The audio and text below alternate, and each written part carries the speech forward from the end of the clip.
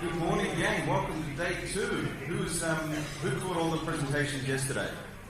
Yours? Wonderful to hear from Shane Panisi and Bill Chalker talking about the Tully Saucer Nest case, which happened 60 years ago. But interesting, less than 3 months after the Tully Nest case, there was another case in Melbourne, Victoria.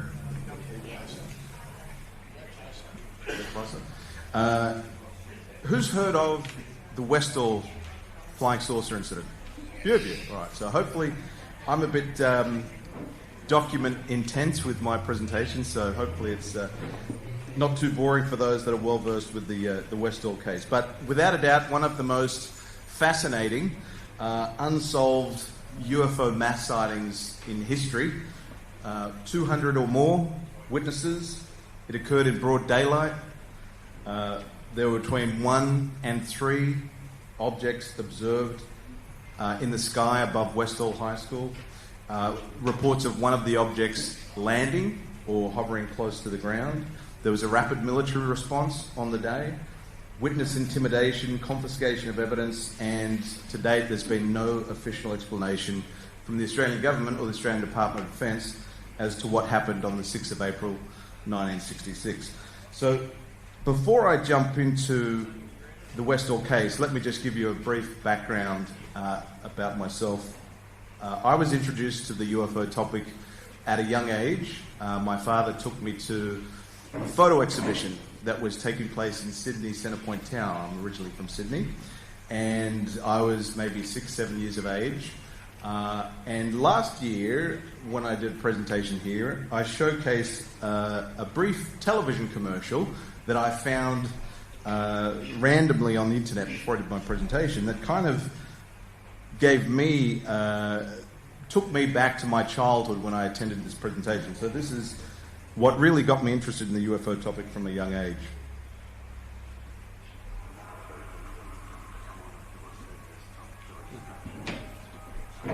Waiting on the audio, folks. Sufficient. Fact or fiction. You be the judge. So that is what got me interested in the topic from a young age, because at that photo exhibition there was this photograph. Who's seen this photograph? The McMinnville UFO, which to date has not yet been comprehensively explained away. It hasn't been debunked. So I stared at this photograph for as long as a good 10 minutes and just taking in, putting myself in the shoes of that farmer or rancher on the day and imagining what it would have been like to take that photograph. But that's not the only thing that connects me to this topic. This gentleman is my late uncle, Des Barnsley, and during the 1960s he worked for the Department of Supply, which is now defunct, and you'll hear a bit more about the Department of Supply later today. And he was stationed at a place called Woomera, where during the 1950s and 60s, the Woomera test range, located in the remote South Australian desert, operated as one of the most secretive and highly active aerospace testing facilities in the world, kind of like Australia's Area 51, if you will. It served as the primary proving ground for advanced Cold War defence technologies, and including the Jindavic target drone, the Akara anti-submarine missile, and British ballistic rockets like the Black Knight and the Blue Streak. Beyond classified military weapons development, Woomera was deeply integrated into the early space race, and it hosted critical deep space tracking stations for NASA and famously launched RESAT. And if you're wondering what RESAT is, that stood for the Weapons Research Establishment Satellite, and it was a historic milestone in Australian aerospace history because it launched on November 29, 1967 from the Woomera test range, and it made Australia the third country in the world after the Soviet Union and the United States to launch a satellite into orbit. And the gentleman that you can see on the very left there, that's my Uncle Des. And he was the project manager for this top secret RESAT project. And one of the things that's interesting about Woomera is that, and this is a document that is publicly available in the National Archives of Australia, there were sightings of UFOs, flying saucers. And there are a number of senior officials that were stationed at Woomera that had a very close relationship or connection to the UFO subject, namely the likes of Tom Dalton Morgan, Harry Turner, both of whom my Uncle Des was friends with, and both have been the subject of Bill Chalker's research, who you've heard from yesterday. So my family connection to Woomera and that photo exhibition that I was taken to by my dad at a young age has really fueled my interest in the subject in recent years. And you know, how I would very much have liked to pick my uncle's brain, Des's brain, before he passed away, but unfortunately I never had an opportunity to do so. But let's get into the detail of today's presentation. I'm really standing on the shoulders of giants of these gentlemen on screen because they have done a lot of the heavy lifting into the Westall case. The likes of Bill Chalker, great researcher Keith Basterfield, James Fox, and Ross Coulthard. These guys have really put Westall in the limelight and brought it to the stage. And without these gentlemen, we probably would not know as much as we do about the Westall case, including this gentleman who has seen Westall 66. One or two? So, a wonderful documentary that was done over a decade or two ago now, and it featured this gentleman, Shane Ryan. So he's really been the principal researcher and investigator into the Westall case, and it's largely thanks to Shane that I developed a massive interest in the Westall case. And Shane has to date brought forward close to 200 witnesses. He hasn't interviewed all of them, but he has done a lot of the groundwork to really get people to come forward and feel comfortable to tell their story. And not only was Westall profiled in this documentary, Westall 66, which I'd certainly encourage you all to have a look at, the Westall case, after Westall 66 was aired, there have been a number of other documentaries and television series that have come forward. James Fox's The Phenomenon in 2020 featured the Westall case, Ross Coulthard's 7 Spotlight special, Secrets of the UFOs, and a docu-series called Close Encounters Down Under. Now, I had the good fortune of also putting my own documentary together called The Westall Witnesses. Shane suggested, as I was developing an interest in the Westall case, that I get down to one of the reunion events that is held annually at the site, where a part of the site where the Westall sighting occurred, and I had an opportunity to interview some of the primary witnesses in long-form format, and I decided to put together a documentary. So I don't see my documentary as a definitive must-see. If anything, it's a companion piece to the good work that folks have done before me, like Shane, Ross, Bill, and Keith. Now, more recently, to commemorate the 60th anniversary of the Westall case, so on the 6th of April of this year, the ABC, which has historically shied away from reporting on UFOs, did a wonderful episode on Australian Story on the Westall case. And I think they did a really, really good job of presenting the witnesses' stories. And if you haven't seen it, you can watch it on YouTube. It's Australian Stories, one of Australian Stories' most viewed episodes on YouTube. It's had more than 1 million views. And that's pretty significant for a broadcaster like the ABC to get that much interest on the subject. So, what happened on the 6th of April 1966 at Westall High School? This is a photograph of Westall High School in the 60s, and whilst we don't have any photographic or video footage of what happened on the 6th of April 1966, let me play for you a brief recreation based on witness accounts and witness testimony as to what occurred in the morning of the 6th of April 1966. Westall High School, Wednesday the 6th of April 1966. What starts out as an ordinary second last day of term quickly transforms into an extraordinary event, leaving an indelible mark on the lives and young impressionable minds of many forever. At approximately 10:15 a.m., while participating in their morning PE class, a number of students are left dazed and confused at the sight of a strange object hovering in the sky over the southern end of the school. Its shape, that of a classic flying saucer. Moments later, a science class filled with students attend of their teacher's lesson is interrupted unexpectedly with a stunning revelation. Mr. Greenwood, there's a flying saucer! A chaotic commotion quickly ensues. The ringing of the school recess bell at 10:20 a.m. leads to a mass exodus of unruly students onto the sports oval outside. There, several hundred students are left in shock and awe as the flying saucer finds their gaze. Some students remain calm and curious. Most do not. Science teacher Andrew Greenwood witnesses the flying saucer from the sports oval for the first time as 5 light aircraft are seen rapidly approaching the silvery gray flying saucer.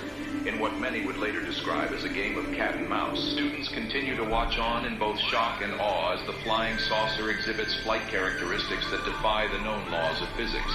With no visible signs of propulsion, the flying saucer suddenly takes off at a high rate of speed. A small number of fearless students race towards the school's boundary fence in pursuit of the craft as it moves in a southerly approach to a densely populated wooded area known as the Grange, a location known only too well by school students thanks to their grueling cross-country runs. Moments later, a worker going about his morning rounds of harvesting carrots in the adjacent market garden is confronted by the unknown object. It hovers effortlessly above the tree line and emits no sound. The flying saucer begins to disappear from the market gardener's line of sight as it descends in an arc towards the southeastern corner of the Grange. At the adjoining 8th hole of the Spring Valley Golf Club, a number of golfers going about their morning round are left flummoxed and speechless at the sight of the flying object as it dips beneath several trees that line the edge of the fairway. Suddenly, a high school girl that gave lead chase towards the Grange discovers the flying saucer on the ground, or hovering just above it. Just as soon as she begins her cautious approach, the flying saucer instantaneously accelerates to the sky above. It's gone. All that remains of its presence, a perfectly symmetrical imprint in the flattened grass. So that's all based on witness testimony, and this is an actual photograph from at the southern kind of western end of the school. You can see in the right side of the image there's a big power pylon. And so this photograph is taken from the southern western end of the school, and what you can see in the background there is, in the middle of the screen, the background is the golf course. And so in this area,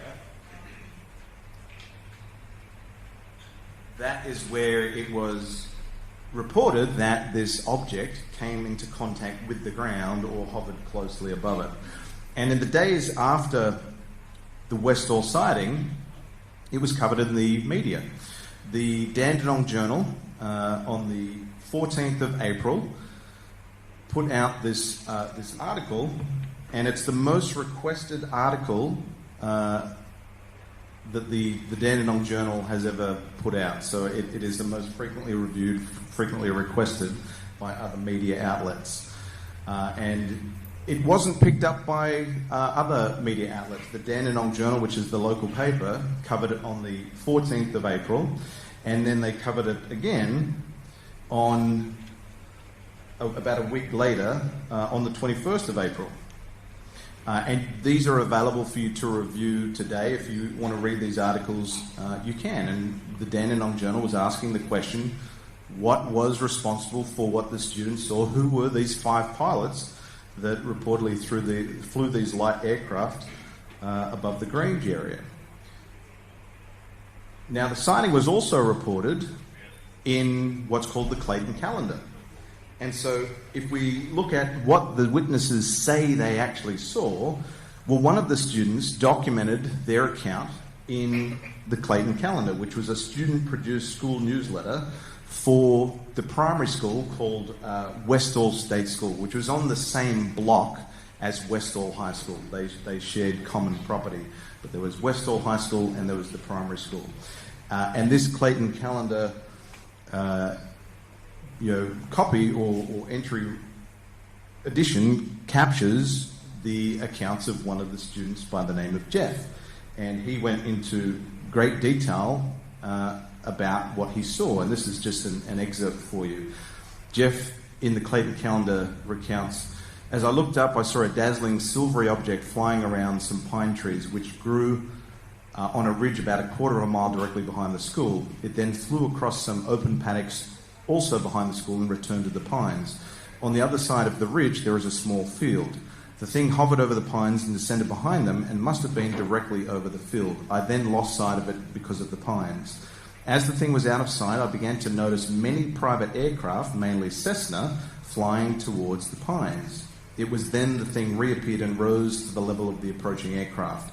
This enabled me to get a rough idea of its size. It was a silvery object as long as one of the Cessnas, but very thin."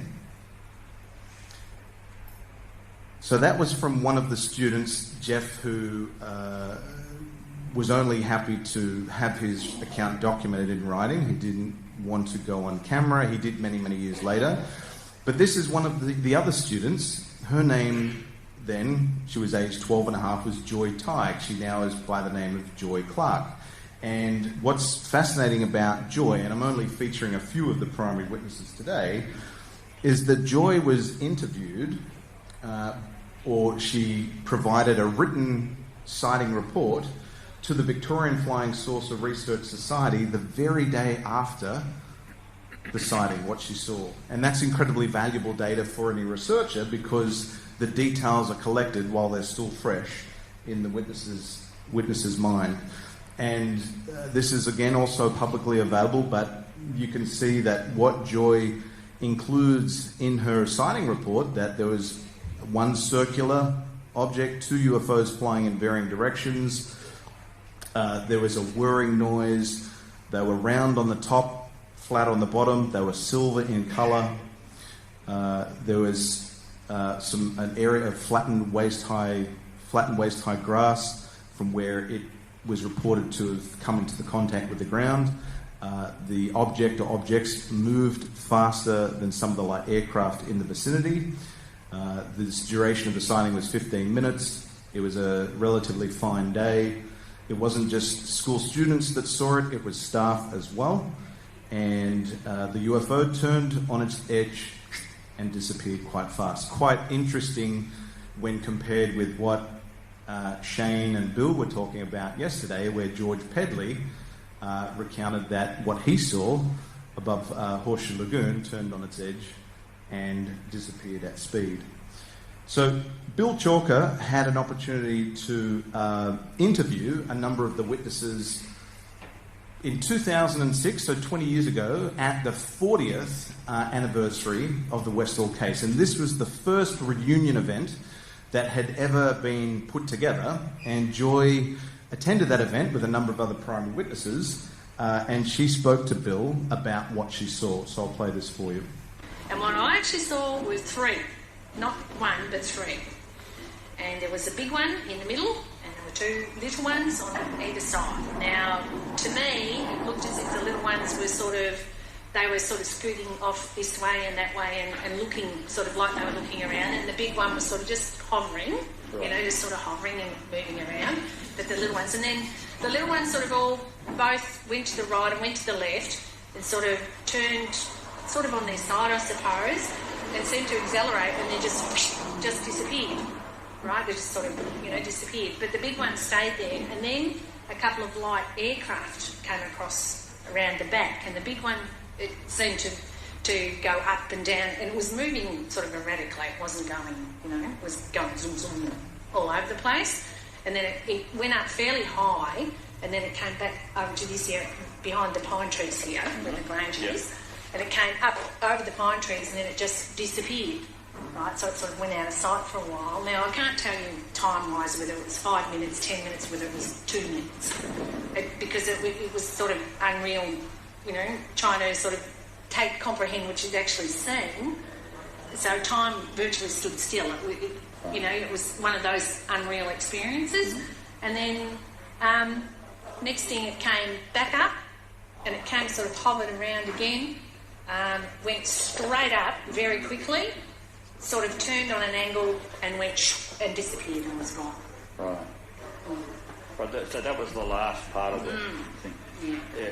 So during the time that you saw it, so how much of that time were those two smaller objects in proximity? Only for a couple of minutes. Right. To me, well, my recollection of it was, as I say, everybody talks about one. Well, I know I saw three, and said one of the other girls said the same thing.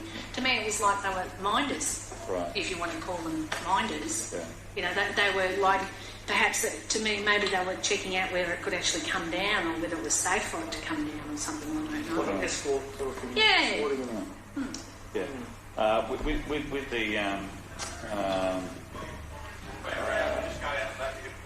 With the sense you had as a child at that time, what kind of impressions did you have in terms of how I wasn't high scared. But how high do you think it was? Well, it was probably, I said before about the tree, it was fairly low when you think about it, though, because they were very visible. Oh. You know? You're standing there in the playground. Yep. Above the tree up here, probably, 30, 40 feet, probably 50 metres. But if you held your arm's length, etc., how far would you have to have your thumb and your forefinger apart to sort of just cover the dimensions of it? Probably, yeah. That's fairly large angular size. The big one was big. Right. The big one, there was quite a significant size difference between the larger one, and it was a different shape to the smaller ones. Right. So what was the relative size of the smaller ones compared to the large one? Probably, to me, probably half. Right. Probably half. Each of them were about half the Half size. the size, yeah. Right. And what kind of shape were they small? Well, the two smaller ones were what you call, I guess, your typical flying saucer size, like a saucer. Right, with the dome and, that sort of shape as people in it. Right. And the bigger one also had a dome in the middle, but it was more cylindrical, like a cigar sort of type shape, but it still had the dome thing in the middle, but it was longer. Right. Right. Yeah, you were describing to me earlier the impression that it had some sort of like portholes or viewing windows or something like around the perimeter was sort of something, and they were actually. Now I'm not real sure whether they were moving or not. I can't tell you whether they were spent, but they were definitely some sort of I suppose a window, I guess. Right. Now, the manner of movement of the larger object you described as being kind of erratic and moving very quickly in different sections of the sky, etc. Were the smaller ones moving that kind of same way? Yes, they had the same speed. They seemed to be working together as a team. It was like one would go there, so the other one would go the same, the same distance the other side. It was like they were either side of it, and one would move away. So the other one would move away, and then they would both sort of, one would come back or come forward, and they would both sort of like they were doing it in a pattern. Right. Yeah. So I know that various explanations have been put forward to what happened that day, and some of the explanations have been just sort of aircraft or balloons or something. What's your reaction to those kinds of explanations? Well, it definitely was not a weather balloon, and it definitely was not any aircraft that I'd ever seen, ever, It was just something totally, it just wasn't. It was nothing to describe as just to say it was something I'd never ever seen before, ever. Right. Now, the UFO then occurs, basically. What was the kind of what followed in the wake of that? Well, after that, of course, when it didn't come back, after it disappeared, because we all stayed out there for quite a while and everybody was looking in the sky and hoping, probably hoping it would come back because we wanted to have another look. Did you saw it actually go down as well? Or? Yeah, I saw it come down. I saw it go behind the trees. It disappeared out of my vision, my line of vision, and it came behind the tree and came back. But then it came back up again. And that was when it came back up and it sort of hovered and seemed to accelerate at very high speed very quickly, just went straight up, sort of turned on an angle because the bottom, it was quite sunny and there was a big gleam off the bottom, the sun had hit the bottom, the flat base of it, when it had actually turned on and just gone, and it was gone. It was gone. Right. So what transpired in the wake of that? Well, after that, and of course everybody was, all talk, did you see it? Did you see it? No, I didn't see it. And, it was all talk around the school and all that sort of stuff. And then I remember, did the police come then, or was it after we'd had the school assembly? I think it was before the school assembly, but the media were there fairly quickly, and the police came, and then I have, as I said before, I have a memory of khaki people in uniform, some sort of whether it was military, I'm not sure, but it was memory of, because there was a lot of cars, a lot of trucks, well, not trucks, but a lot of cars, a lot of people sort of all arrived. So how soon after the event? Well, I reckon within 40 minutes. Really? Yeah. As soon as that? Yeah, I reckon it was that quick. Right. But like I said, it could have been longer too, because it was all so, everybody was so hyper, because it was so, it was exciting. So presumably that was still before school had finished? That's right, because we actually had an emergency assembly that afternoon. What, after the... Yes, and that's when the school principal had stood up and said that nobody was to say anything about it, that he didn't want to hear any more about it. No. So, and if you spoke to the media or anything, you would have been in trouble. Right. But you had already spoken to the media. So there you go. So some fascinating testimony there from Joy Clark and Joy Tighe, obviously, and that's 40 years after what she saw, and obviously, small details, the precise time when it happened, those details can get a little bit muddied over the years, but the core story is consistent with what she reported in her signing report the day after what she saw. Now, a few years ago, I had the opportunity to, like I said, attend one of the witness reunion events, and I had an opportunity to interview Marilyn Smith, who at the time of the signing was Marilyn Eastwood, aged 13. And she recounted what she saw on the 6th of April 1966. Basically, kids were screaming and so forth, get out into the oval, and there was flying saucers looked up in the air, and there was one just hovering in the playground. So it's more than one? More than one, there was three. Right. Yeah. And how far is the school from here? From here, just a couple of blocks over. Yeah. So it's not that far. Right. And do you recall, did you run to the Grange, or did you just... Lunchtime, yeah. During our break, we left, we were supposed to, but yes. Kids being kids. Yeah. And we all came over here, and what I saw was where it had actually landed. Right. So all the grass was flattened in a circular, area. And has that area since been covered over with... Right, okay. That was over in that area over there, behind us. Would you know where the location is if you had to try and track it down? Oh yeah, we've sort of been down that road. Yeah, right, okay. Yeah. So... And was it your impression that something had landed there, or... Oh, absolutely. Yeah. Yes. Right. And of course, when we got back to school, we all got detention and got the trouble and so on. So, Told you not to talk about yeah, it. but the speed that this flying saucer, or these flying saucers moved at was incredible. It was just unbelievable. It just didn't, it's like... How would you describe the movement? Yeah, right, so zip... Straight up and gone. Okay. Yeah. Vertical, horizontal. And then turn and... Incredible. Right. Yeah, just amazing. And when they hovered, they were just still, and you could see the heat, sort of the radiance coming off the actual saucer itself. And did it make a noise as it was... It was a humming sound. Like a humming sound? Yes, but nothing loud, couldn't see anything inside. There were lights underneath. What colours were the lights? If you had to have a guess or remember. I can't really recall. I don't think that they were red and blue or anything like that. I think they were just white lights. Yeah. But, as I'm getting older, my memory's starting to fade, and I've got to recall what my colleagues or my, schoolmates and that also remember. Yeah. How close would the objects have been to the school then when you saw them? Okay, so the one that I saw, it was where that tree is. Oh, Wow, so very close. Very Yeah. close. And how close to the ground then? Approximately that, Okay. yeah. Maybe a little bit higher. Right. Yes, and it was just hovering there. And I looked up and I was just, my mouth and feet was on the ground. Yeah, right. Yeah. And what was the approximate size, if you had to guess, in relation to the... It's 2 motor cars. Okay, so with the width of those two treetops combined, would you say? Probably not bigger than that, actually. Wow, okay, so that's significantly, that's pretty large. And, sorry, I was going to say, at that point in your description, you were mentioning one object, the object that you saw. So did you see one object, or did you see more than one There were object? more than one object. The students say that there was 3. I saw some rising and, sort of in the distance. They'd sort of go the horizon line, and then they'd become visible again. in the distance, but I didn't see more than one in the school ground. The one I saw was just that one particular one.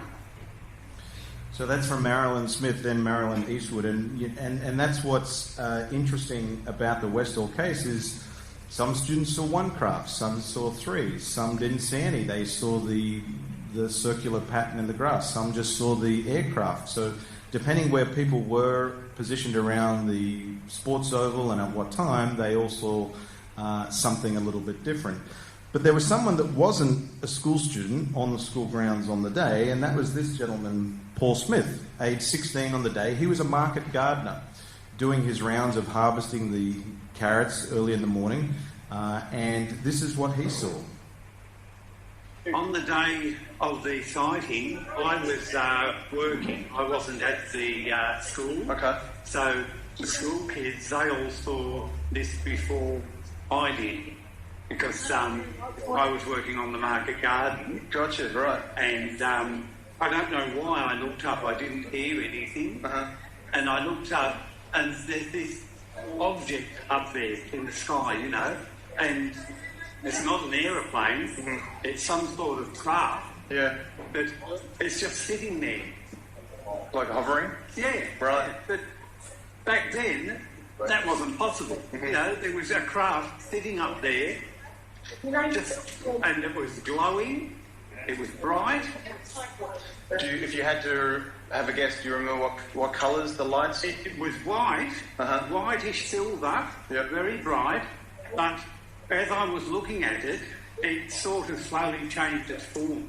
Right. And it became translucent. Okay. Changed colours, went from that sort of shimmering. It was shimmering. And you could almost feel the power, the energy from it.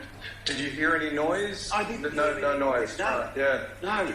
And how long was it hovering before it? What happened after it? A couple of minutes. Well, it seemed a couple of minutes. It could have been 1 minute, you know. But it was like as soon as I was, it realised I was there and I noticed it.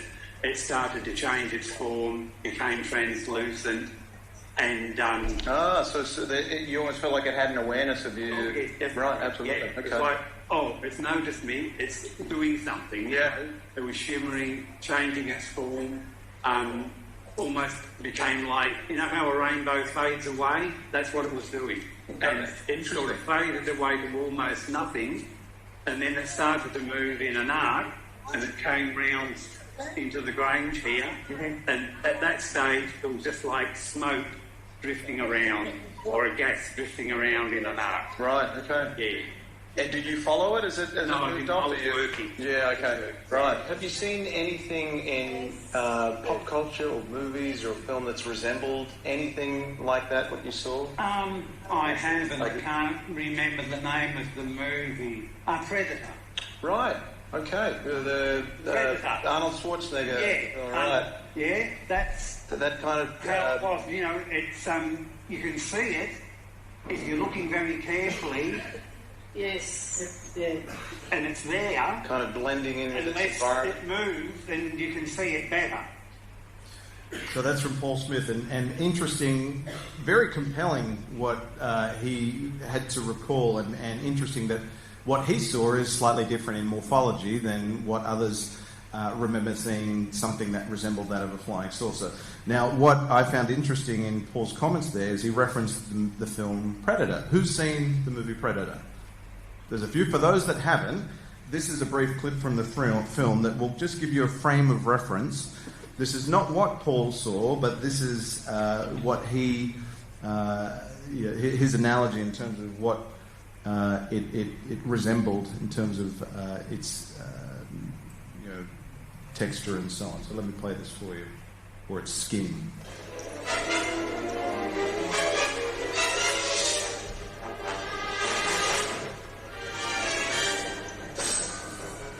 So this kind of semi-translucent appearance on the skin. So that's from the witnesses, from their mouths, from their words on a page. Let's explore what are some of the, if it wasn't a flying saucer or flying saucers, what could it have been? what could they have seen on the 6th of April 1966? So these are some of the prosaic explanations that have been put out there over the years.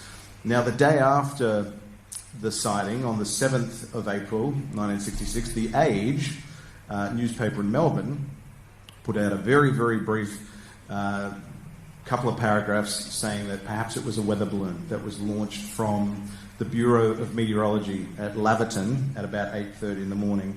Well, we can kind of rule that one out because thanks to some of the great investigative work of Rebecca Latham, who was the producer for Australian Story, she actually tracked down historical weather data from the National Oceanic and Atmospheric Administration that showed that the wind consistently pushed this weather balloon away from Westall, and the Laverton balloon would have been far too high and far too far away from what the witnesses observed in the sky above their school.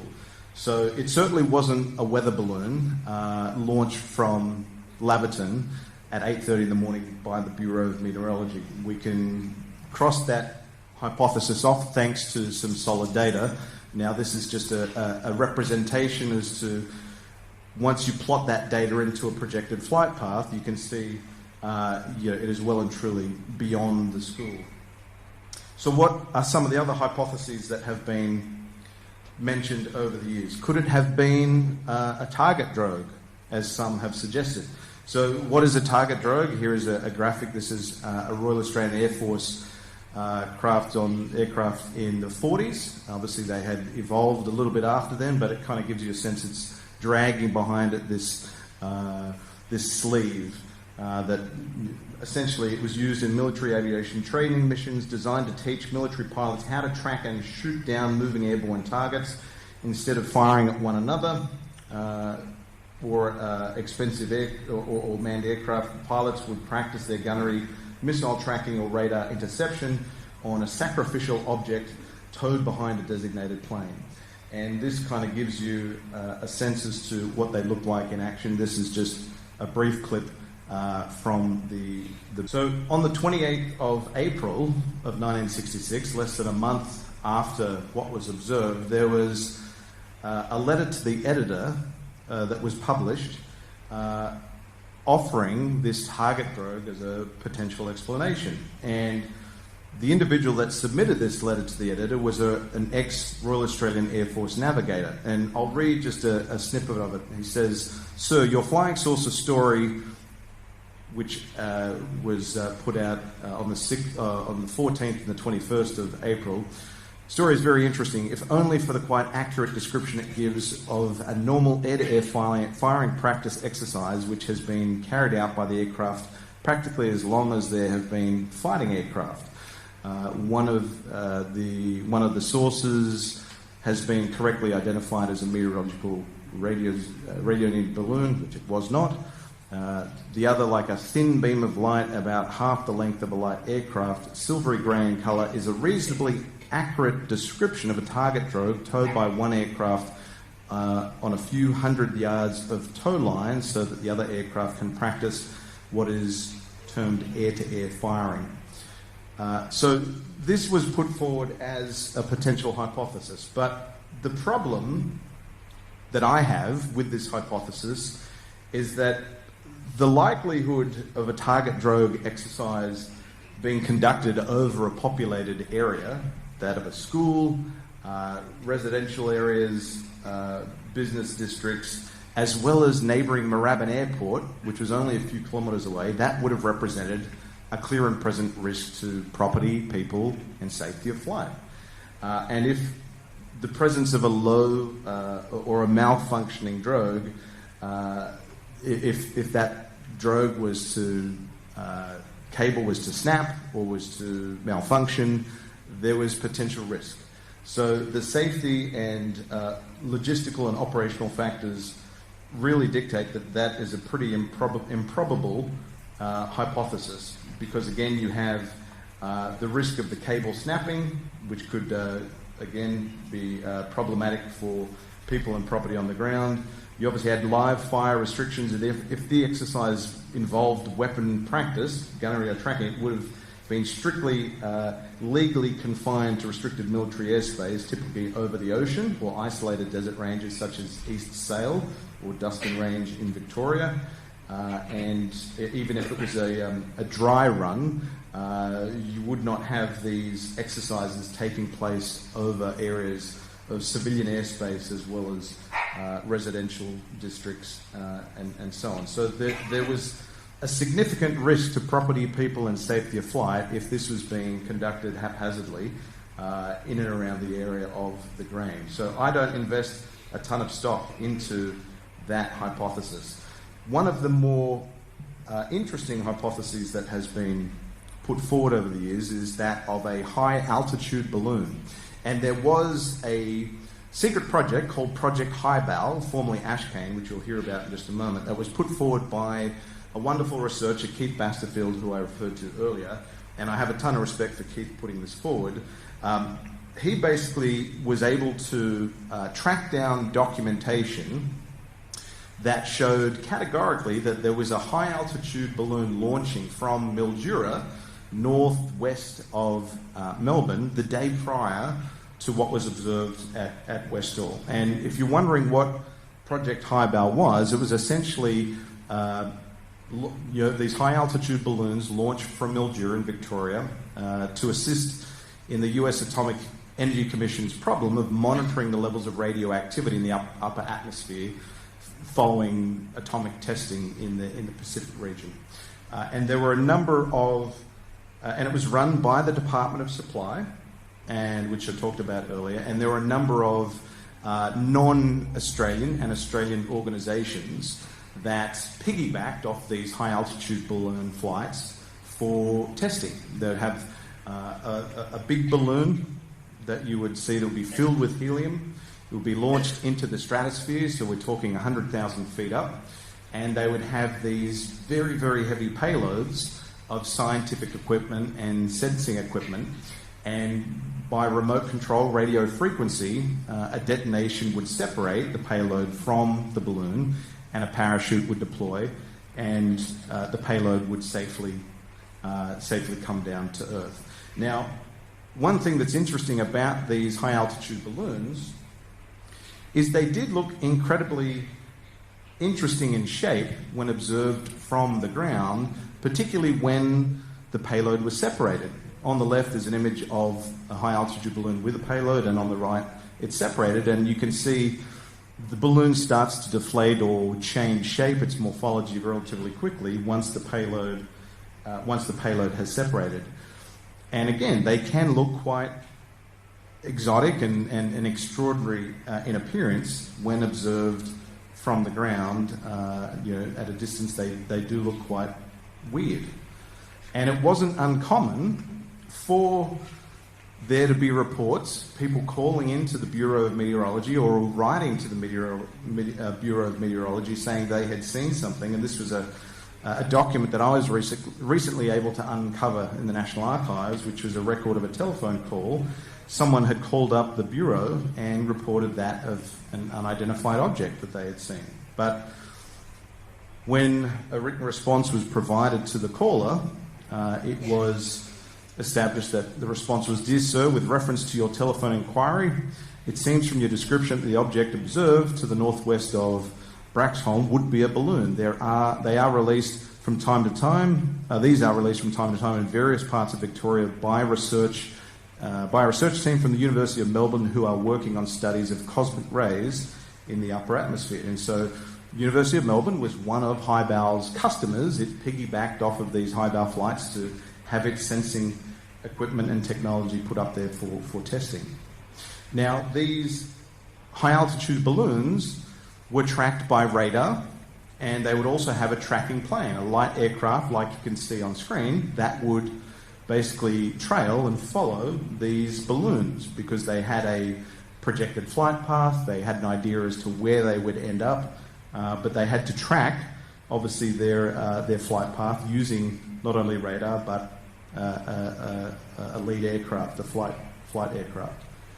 And these payloads, when they separated from the high-altitude balloon, would come down, sometimes in remote areas, like you can see almost always in remote areas, in paddocks or grassy areas, but on occasion they would come down in bushland with densely wooded areas, and it would be problematic for the recovery team. And if I go back, it was a small recovery team, a crash retrieval team.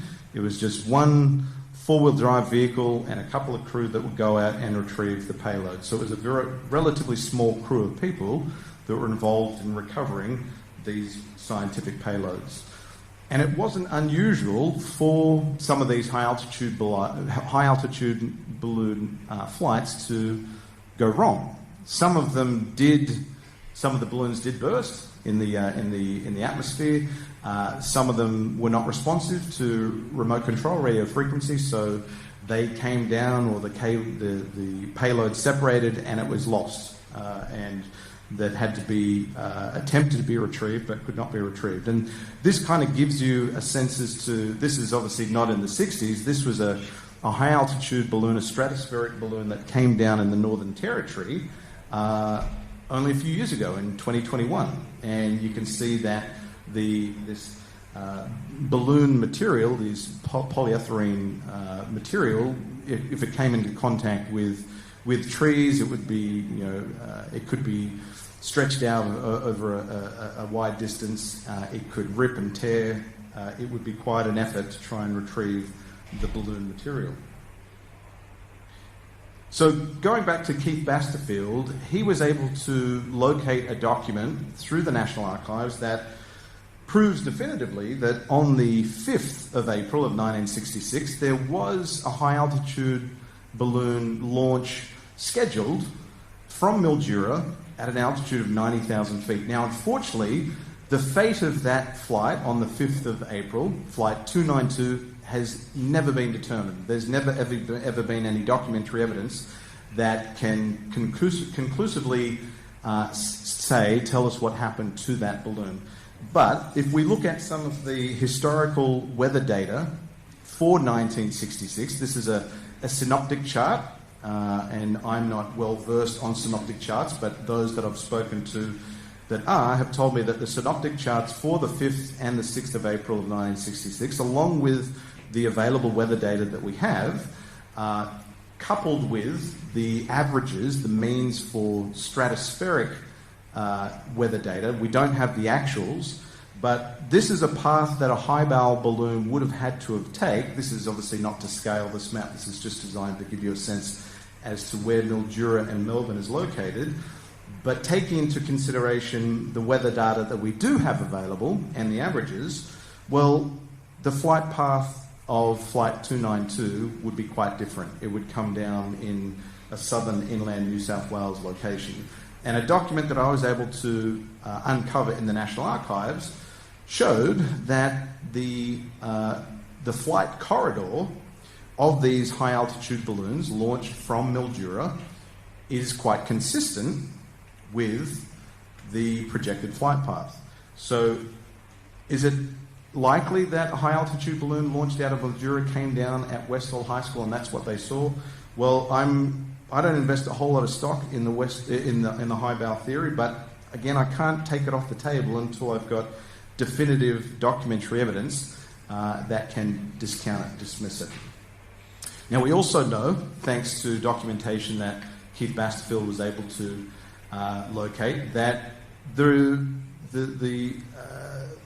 analysis, the samples that were collected from the payload that was launched on the 5th, that was all successfully recovered and successfully tabulated and analysed. So if it was an unsuccessful flight with a payload that had crashed or something that happened to it, you would not expect there to be nominal data that was collected and reported in one of these stratospheric radionuclide concentration reports.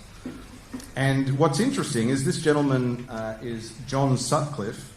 Now he was an electronics specialist during Project Highbow, and he worked at Mildura, the Mildura launching station, in 1966. And he authored under a pseudonym, Stephen Thorne, a book called Project Highball, recounting his time working on the project. And he was interviewed by the ABC as part of the Australian Story piece earlier this year, and he said in his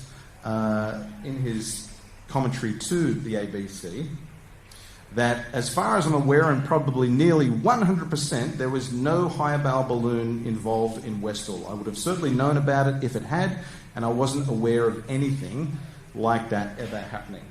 Now, that was what he put on the record for the ABC. Now, to another private researcher who had reached out to John Sutcliffe requesting clarification on his comments, John Sutcliffe went a little bit further and basically said he maintained his position that it was almost certainly not a Highball balloon, but he commented that it could have been an Ashcan flight gone wrong, not Highball, and that Project Ashcan was operating in several locations with balloons that could remain airborne for up to 2 weeks. So what was Project Ashcan, which you may recall seeing on that secret document that said Project Highball at the start? So while often mentioned together, Project Ashcan and Project Highball were not competing projects, but rather intertwined parts of the same overall effort. The simplest way to distinguish them is that Ashcan was the overarching scientific program and the payload, while Highball was the delivery system and launch operation established to carry those payloads in the Southern Hemisphere. And we know through documents that, again, available in the National Archives, and this is just an image of these high-altitude balloons that were launched from different locations around the globe. This is an example of what was called a skyhook balloon being launched from the US aircraft carrier, the USS Valley Forge. And we know that from publicly available documents that these Ashcan flights were not only launched out of Mildura with Project Highball, but also from Alaska and Texas in the United States and Panama. So, looking at, there's a website called stratocat.com, which provides a wonderful, rich history of high-altitude balloon flights, and it shows that in 1966 there were indeed 4 flights. There were 3 flights scheduled from Panama in late March of 1966 and 1 on the 2nd of April of 1966. So, from Panama to Melbourne, as the bird flies, as the crow flies, it would be about a 24-hour flight. So is there, you compare that to a 6 to 10 days of flight time for an airborne balloon, can we invest any stock in the hypothesis that a deflating balloon, Ashcan flight, launched from Panama, made its way over the vast Pacific Ocean to southeastern Australia and find itself hovering over Westall High School? Now, I would defer to brighter minds with meteorological expertise to maybe answer that question, and I do have a pending FOIA request, Freedom of Information Act request, with the US Department of Energy to see if we can find documentary evidence that provides some data on the fate of those Ashcan launchings in late March and early April 1966. But let's look at briefly some of the reasons for why this could be a prosaic explanation. Well, we know that there was a rapid military response on the day of the Westall sighting, which suggests the military was tracking whatever it was. And it was also reported that there was US personnel on site, which you'll hear about more shortly. So is it possible that the US knew this errant balloon was heading towards Australia and gave the Australian military a heads up on its flight path? Again, I don't invest a whole lot of stock in this hypothesis, but I can't take it off the table until there is data that conclusively removes it from as a possible prosaic explanation. Now, the reasons against a errant balloon being launched from Panama and finding its way over to Westall High School, well, if we take what the witnesses, like Joy, said, if we take what they say to be true, she observed up to 3 objects. Now, if that's true, that completely rules out any errant balloon hypothesis. And how can we reconcile the movements that these witnesses recounted, incredible speeds, when a deflating balloon is unable to move in such a way. And we've seen from some of the photograph that I showed earlier, if this deflating balloon did come down into this densely wooded area known as the Grange, well, you'd expect to see parts of shredded balloon all over the place, and none of the witnesses ever recounted seeing any balloon-like material at the Grange. So that was a hypothesis that was put forward. Again, don't invest a lot of stock in it, but it's one that can't be definitively ruled out unless we've got documentary evidence. Another prosaic explanation that was put forward, see how we're doing for time, that has been offered was that what was observed at Westall relates to top secret research and development being conducted out of a place called Fisherman's Bend. Now that was the epicentre of Australia's aerospace and defence research during the 1960s, driven largely by the aeronautical research laboratories and the government aircraft factories. During this decade, focus shifted from purely exploratory research to resolving specific applied defence and industrial problems. And what came out of Fisherman's Bend was some pretty incredible technology. There was what was called the Ikara, a highly innovative shipborne long-range guided anti-submarine missile. There was also the Jindavik, which was a highly successful radio-controlled target drone, so a pilotless drone, developed in Australia during the early days of the Cold War. Now, was not saying what was observed at Westall was a Jindavik, because you would have heard it, and it cannot move in ways that the witnesses described, but could there potentially have been some other top-secret next-generation aircraft that was being tested that didn't go according to plan for Westall? Again, if that's true, well, where's the evidence to support that hypothesis? None has been presented to date. So let me get this out of the way here. You can come back. So let's now segue into the secrecy, because what's so incredibly frustrating about the Westall case is that 60 years later, there has never been any explanation provided by the Australian government or the Australian Department of Defence, or any documentary evidence presented as to what could have been responsible for what was observed in the sky above Westall High School on the 6th of April 1966. And one must ask the question, why? Well, the secrecy sadly isn't limited to a lack of explanation and documentary evidence. There are some other examples of where secrecy unfortunately plagues the Westall case. And that relates to this gentleman, who was the headmaster, the principal of Westall High School, Frank Sambleby, who you heard about briefly in Joy Clark's commentary. Now, Frank Sambleby was apparently a bit of a taskmaster and was given the nickname of Bumblebee by some of the students because his sting was rather painful if you caught the wrong side of him. And he called for a special assembly later in the day on the 6th of April 1966, where he instructed the students not to talk about what they saw, to shut up. And students of that era were relatively compliant with authority. A lot of them did what they were told, and they didn't talk about it. So it begs the question, was Principal Sambleby pressured by government officials or military personnel that we know were alleged to have been on site? Were they pressuring the principal to instruct students not to talk about what they had seen? Or was the principal simply protecting the reputation of the school and not wanting this story to get out into the public that would bring the school into disrepute and have it ever known as the Flying Saucer School, which 60 years later, it is.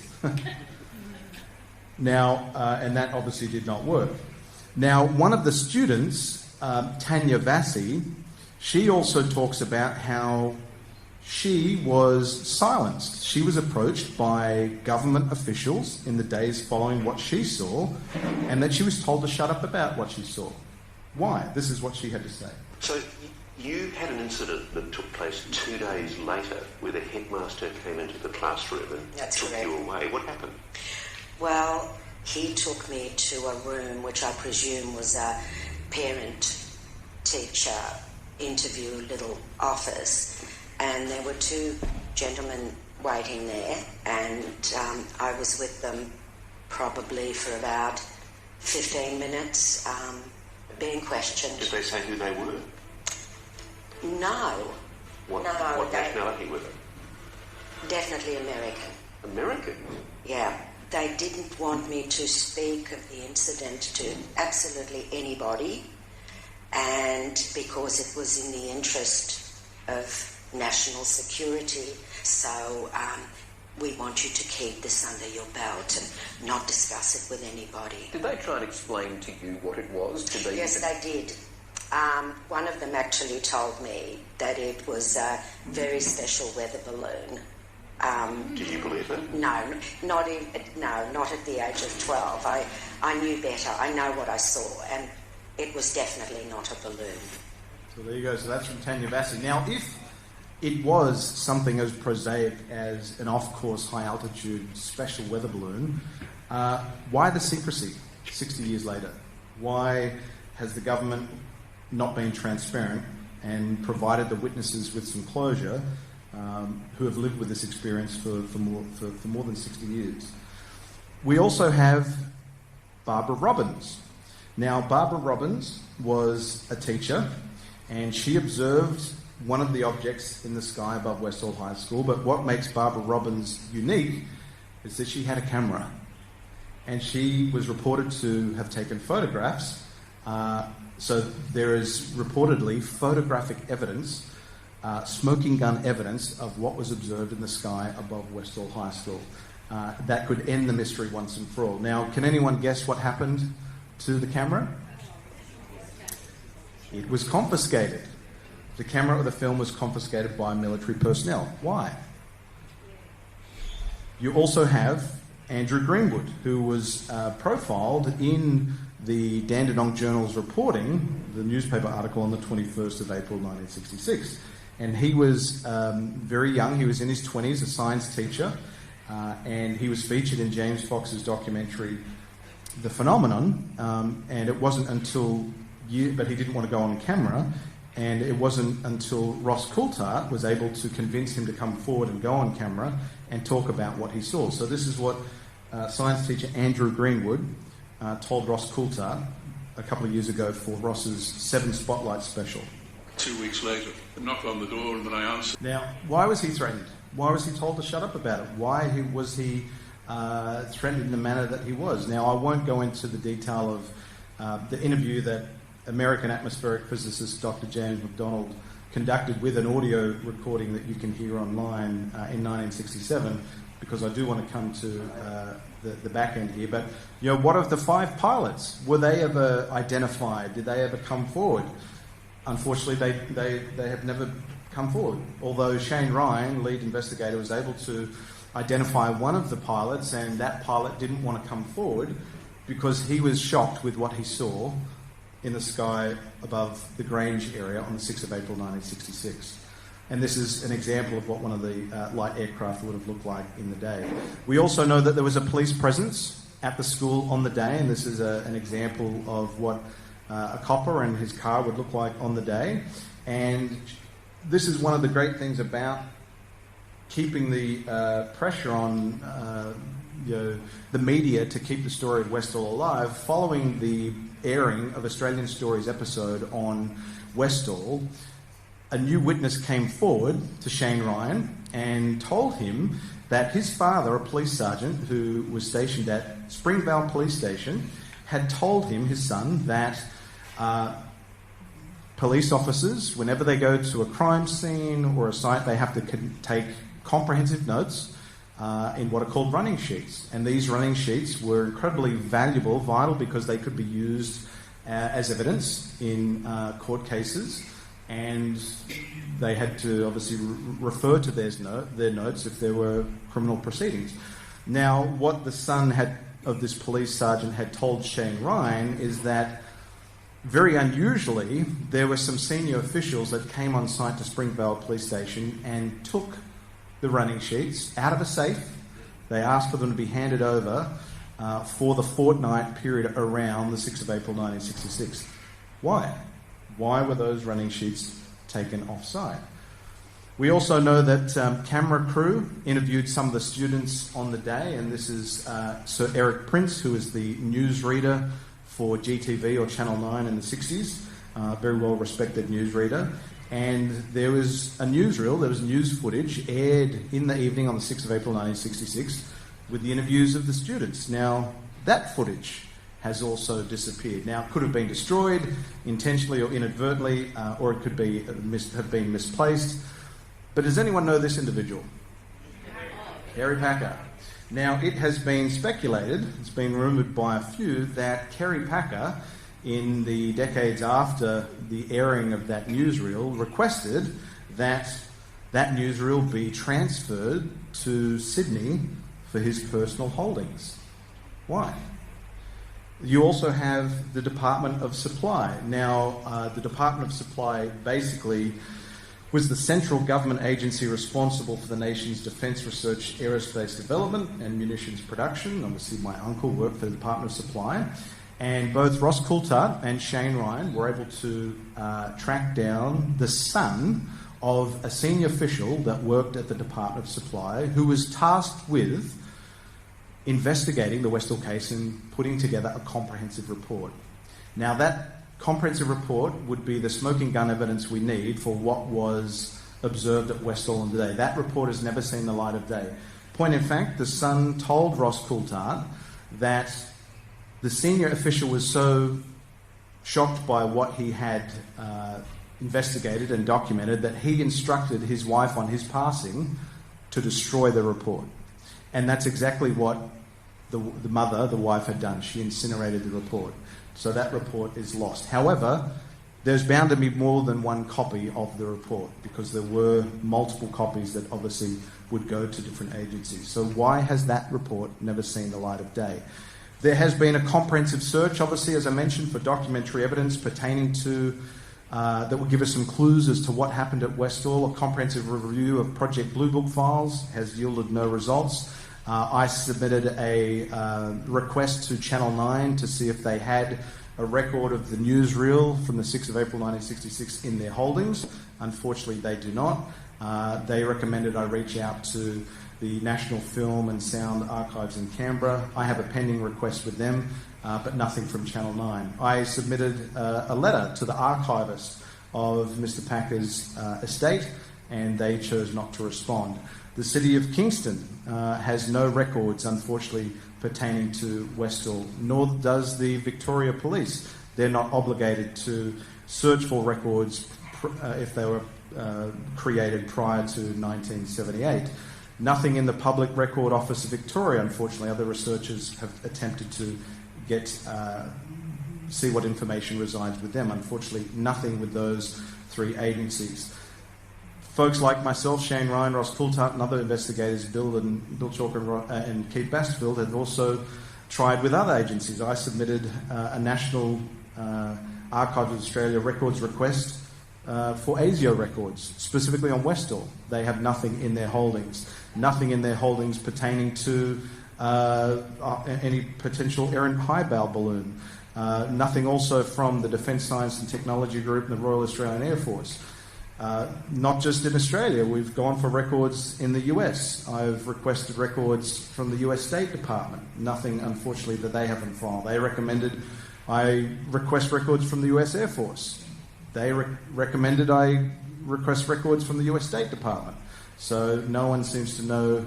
There's a lot of back and forth. NASA indicated that there were no missions that they had associated with high-bow in 1966. Nothing from the Office of Naval Research, S&T, Science and Technology. Nothing from the National Nuclear Security Administration, the Department of Energy. Nothing from these agencies. But the one that is most interesting is this one. I submitted a request to the CIA for records last year and records pertaining to Westall, and this was the response that I got back. After a thorough review of the request, we determined that responsive records, should any exist, would be contained in operational files. They are exempt. CIA operational files are exempt from the search, review, publication and disclosure. Now, does that mean that records reside within the CIA? Not necessarily, but their response is an interesting one, and I have a follow-up request FOIA request with the CIA on that front. Can I just go for a couple more minutes, because I just want to get to the... I know, this is the key bit.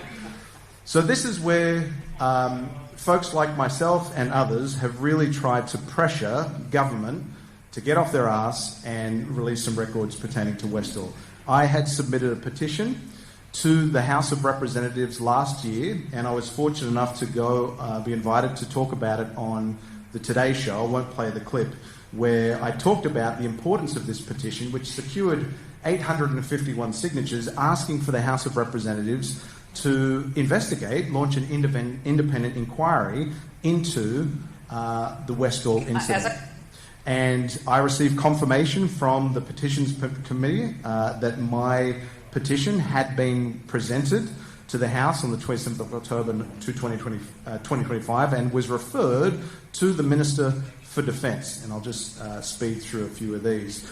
And that petition has not yet been responded to by the Minister for Defence. Why? When other petitions have. Now, we know that it was referred to the Minister of Defence because the House of Representatives Petitions Commission report number 3 shows us that that petition was referred. And we even know through documentary evidence that I've secured for release through FOIA that the Australian Department of Defence has a formal procedure in place to process referred petitions. The Minister receives the petition, provides it to the relevant Department, Defence. They then draft the Minister's response. The Minister's response is typically drafted in the form of a letter. The response is then provided to the Petitions Committee. Why has the Minister of Defence, Deputy Prime Minister Richard Marles, not responded to that petition? I reached out to Richard Marles, crickets. I reached out to Defence Media requesting a status update, crickets. I've even submitted a FOIA request seeking documents that confirm, did the actual Minister of Defence receive the petition? They can't find the referred petition. How is this possible? Either they're completely incompetent or they simply do not want to talk about Westall. Why? So I reached out to Senator Whish-Wilson, who unfortunately retires this month, asking him to submit a number of questions on notice that would pressure those in leadership in the Department of Defence to answer the question, why has the Minister of Defence not responded to the petition? And what's so unfortunate about this topic is stigma, unfortunately, is alive and well within the government and the Australian Department of Defence. Following the airing of Australian Story's Westall episode, those that have seen the episode may recall this was the last slide that Australian Story included in their episode. Australian Story asked the Department of Defence if it had any records about the Westall incident, including in relation to research and development. It declined to respond. Not only did it decline to respond, I was able to secure for release through FOIA, Freedom of Information Act, the communications that were going back and forth between Defence Media and the Department of Defence on Australian Story's request. And this is their email. Conversation with, this was a Skype message, speaking on tinfoil hats. Australian Story are doing a program on UFOs. They've asked us for docs from the 60s. Apparently FOIA requests lead nowhere. I'm going to decline. Is that really the response that you would... well, maybe many do expect that to be the response within Defence, but you think we would... Australian Story has done its due diligence. They've gone to the Department of Defence asking these serious questions, and this is the position of the Australian Department of Defence. And it's not just the Defence, it's also the government. And this is a lightning quick clip that I want to show you from 2022 that really highlights the ignorance and ridicule that still plagues this topic. This is Senator Peter Whish-Wilson asking the then Chief of Air Force, Robert Chipman, questions about UAP. Is the Chief of Air Force aware of training exercises being cancelled in the US as a result of UAP incursions? Are you aware of reports I did raise? Do I need to turn? Are US military exercises being cancelled because of concerns around air safety and observations of UAPs? You could call them a UFO if you like, Senator.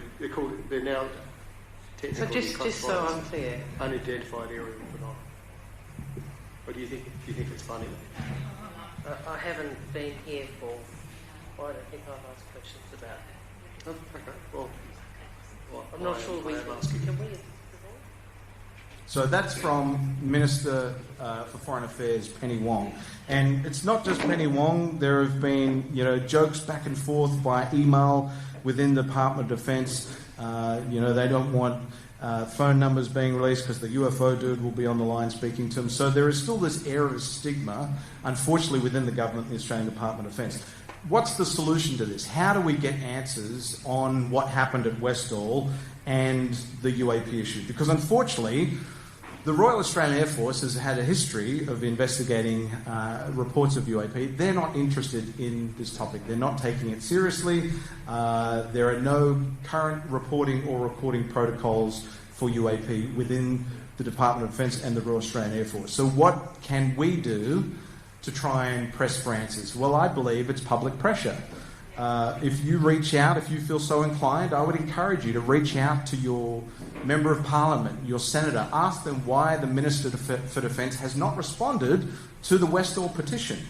If you feel inclined to sign the current change.org petition that asks for the Australian Parliament to implement a UAP task force, a UFO task force, just like the United States currently has, the All-Domain Anomaly Resolution Office, please scan the QR code and sign the petition, or you can come over to my speaker stand afterwards and you can sign. Or if you want to go one step further, there is a wonderful initiative that my colleague Michelle McAllister, who's here with us today, has put together, which essentially encourages folks that are interested. If I just show you, I'll just pull this up. Michelle's done a wonderful job implementing this initiative after she observed that efforts in the US and the UK were both advancing on disclosure, which they are, with the Australian public being left behind. The campaign is simple: a question for health on preparing for disclosure through a health needs assessment, and a question for defence on a review of the 1971 Harry Turner Minute paper for the Joint Intelligence Organisation, which Bill and I have talked about at length on my podcast. Essentially, this is a call to action for you to email your Member of Parliament or Senator and ask the question when Parliament resumes on Monday, the 11th. Basically, the question is, to health, will the Australian Government commission a national health needs assessment on ontological resilience and disclosure preparedness, including guidance for primary health networks, Lifeline, state mental health services, and Aboriginal community-controlled health organisations? Because if there is a disclosure of something that is ontologically shocking, a lot of people are going to want answers and need assistance. A question for Defence: has Defence reviewed the 1971 Turner JO assessment and Australia's UAP records in light of active Allied releases? And will Australia establish a stigma-free reporting and assessment pathway?